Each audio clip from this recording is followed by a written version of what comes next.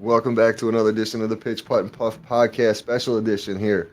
It's going to be a new segment we're going to be dropping coming up next year, having been at the end of the football season this year. We're just going to give you a little taste test of what we're going to get into.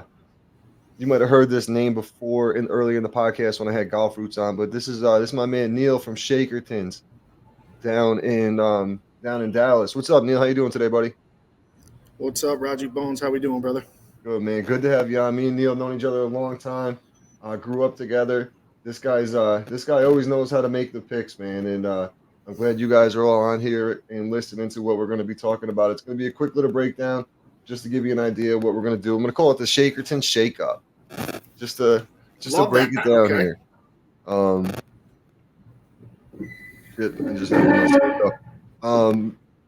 So we're just going to bring you a quick sneak peek. Neil, for the Super Bowl, what are some things you look for going into this game?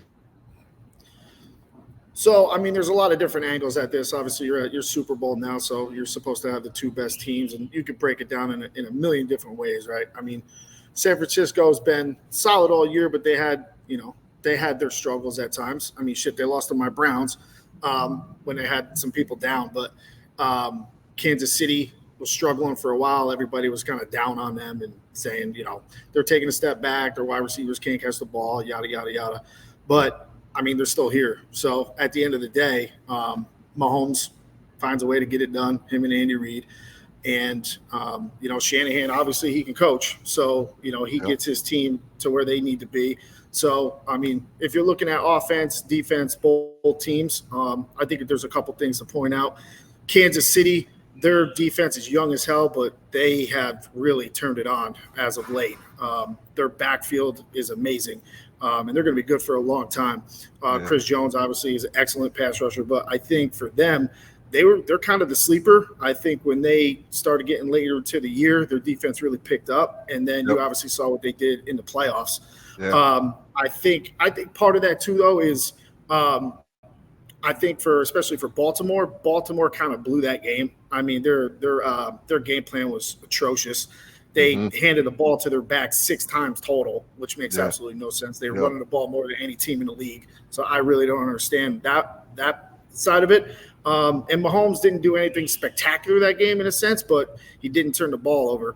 And one thing a crazy stat that I heard about Mahomes was he actually doesn't have a turnover this postseason yet, and he didn't have one all last year in the postseason, which is nuts, right? So I think he really is transformed into, like, if I need to just manage the game, I manage it, and I just don't make mistakes. When I need to go make a big play, I'll go make a big play, right? It's not like he doesn't have that feeling like I got to be Superman like sometimes we see with Josh Allen, and it gets you into trouble because you feel like the weight of the world is on you and you got to make every play. Yeah, like you said, he didn't really do anything to win that game, but he didn't do anything to lose that game. Right. And sometimes you got to do that. Sometimes you just got to let your team play. You know what I mean? Trust the guys that are around you. So I think he did that all year and just saying we got to keep getting better. And they have. As soon as they got to the playoffs, they turned it on. Kelsey went back to being a beast like he's always been, and he was kind of struggling throughout the year.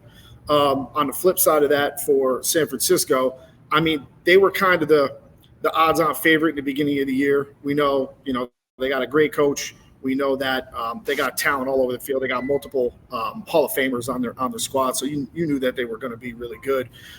They showed times a little bit of struggling throughout the year, but, I mean, every team does. And you didn't know about Purdy. Purdy played good last year, got hurt in the playoff game, and then, you didn't really know what he was going to do. And he's been okay in the playoffs, but he's had some shaky moments too. I mean, San Fran, they've been really good all year, but I think if you look in the playoffs, when they needed to make plays, they did. But I also think that in 2 different games, they were beat, and the teams that they were going against messed it up, in my opinion. I mean, Detroit, for example, Detroit should have won that game. 100%. They should have won that game, right? And even against what you call Green Bay, they were down, and usually good teams, they put their foot on your throat and they don't let you come back from deficits like that, right? So I think they got bailed out a little bit, where normally a person like Purdy, he's not coming back down 2-3 scores on a team that knows how to finish a game out. Absolutely not. So I think for for that, I think Purdy is just he's gotta almost be Mahomes in a sense of take what the defense gives him, get the ball into his playmakers in space, let them do what they need to do, and he can't turn the ball over. He's had a couple of games where he went crazy and had 3 or 4 picks. You're not gonna win a Super Bowl if you do that. So I think he's just really got to play within the system, play within the structure of what Shanahan wants him to do. Mm-hmm. I think it's going to be a tight game. I think so too. Now the Super Bowl, it's always the prop bet. What's your favorite prop bet for the Super Bowl? So prop bets. So I used to go berserk on these and literally have like every prop bet you could possibly imagine. Yeah. A couple of them that always stand out that always seem really easy, but they never are, is you'll always have like, 3+ field goals or 2+ field goals in the game or whatever. And you're thinking, oh, offenses are going to be a little bit conservative. They're going to move the ball, but then they're going to get stopped. They're going to take the points. Every time I've taken it over in those, it almost never works out. Yeah. Another one that's crazy to me, and I've got beaten on this twice. There's a prop bet that says, will any one team score 3 straight times, right? Meaning like they're going to score 3 times without the other team scoring. Sure. I'm thinking no all the time. You're going to go back and forth. No team is going to score 3 straight. And it's happened to me like 4 or 5 different times where it's not the case. So that's crazy. Wow, that's the only prop bets I really like doing now is I like the touchdown one. So I'm a big fan of the score first because you always get high you always get a high payback on those, right? You'll get the second best wide receiver or tight end on a team that's like plus 700 to score the first touchdown. I love trying to take advantage of those on either side. And I usually take 1 or 2 players on one team and maybe 1 player on another team. So whoever ends up scoring first, I'm still in the mix no matter which Right, you got an opportunity on either end. Yep. Right. Nice. Yeah, I always like going with the national anthem, how long it's going to go.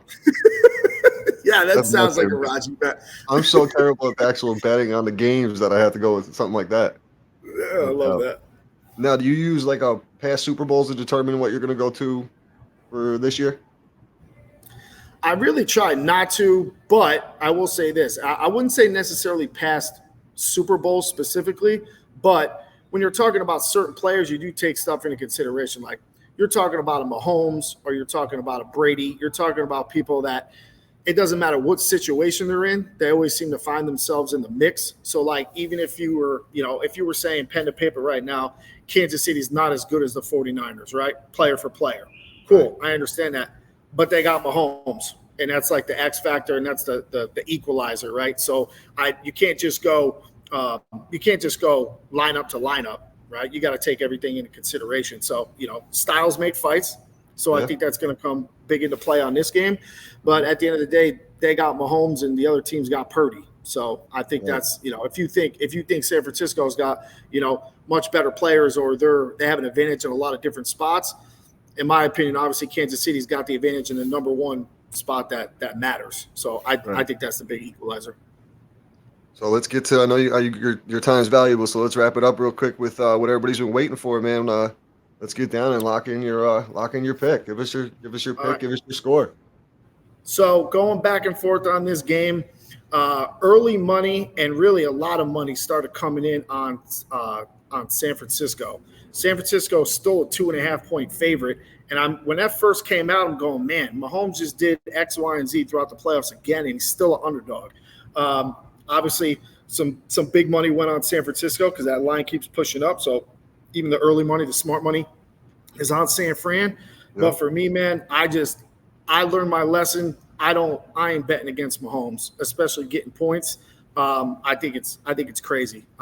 So for me, Tom Brady, when you guys comes to betting, it's pretty much like the new Tom Brady. That's it, man. I mean, shit, Tom.